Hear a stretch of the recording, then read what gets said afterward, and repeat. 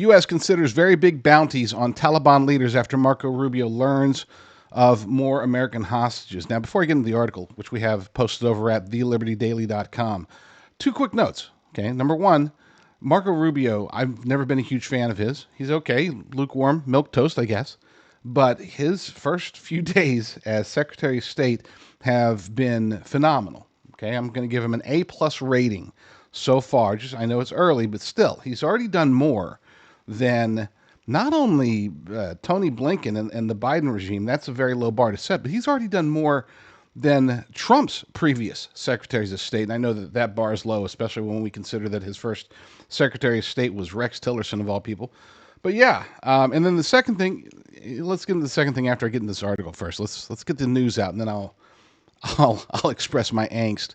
Secretary of State Marco Rubio has hinted at the possibility of the U.S. government offering substantial rewards for information leading to the capture of top Taliban leaders. The statement comes amid reports that the Taliban might be holding more American hostages than previously known.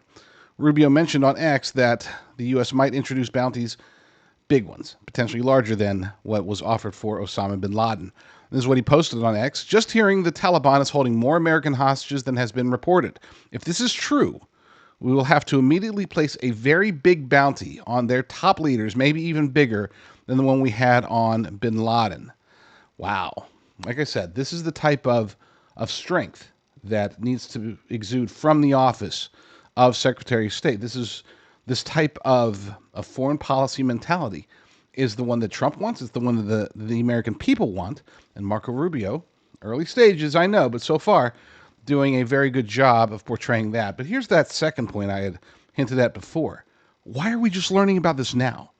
It's not like this is brand new intelligence coming in, just happened to be hitting a week after President Trump is inaugurated. No, this has been known. Clearly, this has been known by Tony Blinken, by Joe Biden, or at least his handlers, by Kamala Harris.